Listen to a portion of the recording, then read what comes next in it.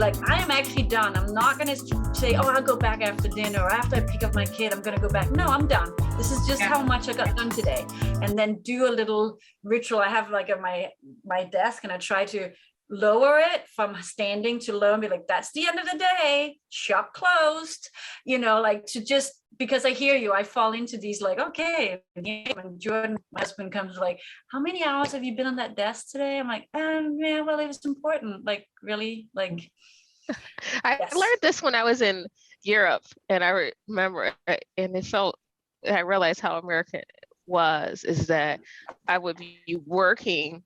When I was in Germany, I was working with colleagues, and we're in the middle of a conversation and working through and collaborating on something, and then it's like, oh, it's time for break, schedule, and then it all stops immediately, completely shifts, and everyone had that culture, and I'm thinking, well, can't we just finish this? And like no. It's like, hey, we can still hang out and talk, but we're just not going to talk about work.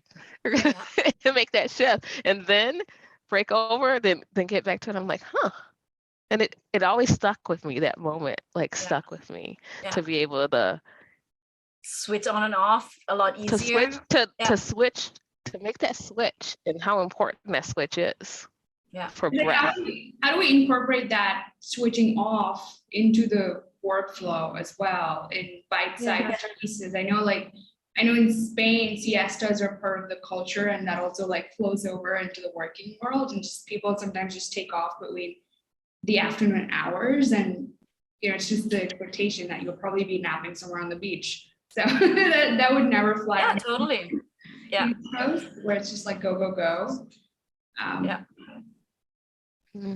Which that there are some patterns we can be better at incorporating that in team cultures, right? Like, what is okay, and be like, actually, this is a great conversation, but am I the only one who just feels we've been going and going? Let's take a pause here. We're not forgetting, but let's just take a pause. Can we just kick back? I need another coffee, and then we'll take it up again, but I need a break right now. Like, that we get that incorporated in our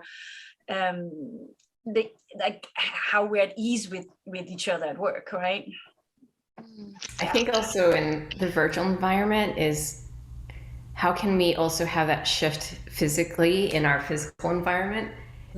In the pre-COVID, people would, at least at my office, you go into the break room to have those conversations. We're like, okay, done. So your physical environment is different. So there's that context.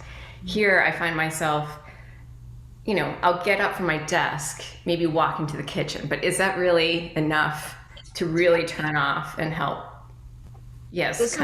There's some interesting research around how we have to be creative with third spaces. You probably heard me talk about it before in some of my work, actually, Susan, but that really stretch our minds in terms of where's a third space? Where do I need to decompress this knowledge? I need to go for a walk, or I need to have this meeting be a walk and talk meeting. I've got my headphones on and I won't be on video. But intentionally say, I'm actually not going to process this if I just stay here. I'm not going to have great ideas if I just stay here, right? I need to move myself to another place. And those third spaces can be a million different places, but be a kind of creative about it. Hey, Dominique, is there anything culturally for you that people often do to create breath and space? In France? Mm-hmm. Yeah. Well, I think we have that, and things have, I think we are more globalized, and even though I'm sure that, culturally we're still different, I think more things are kind of the same.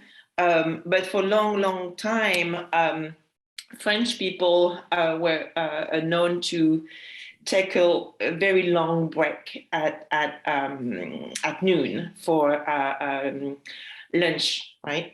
So it could be an hour and a half, 2 hours, and we'd be sitting down in a restaurant, and not just grabbing a sandwich, but just sitting down, and with very crowded restaurants. I mean, I'm talking about Paris because it's where I worked there for a while. But yeah, very long lunches, and it's a big break. I know, really like a distinct break. And yeah, and it's just also paid for in a way. We get little tickets, like vouchers. And so it's and you can use those vouchers not just like when you are actually working, but you also can bring them on vacation and use them. It's called like the ticket restaurant.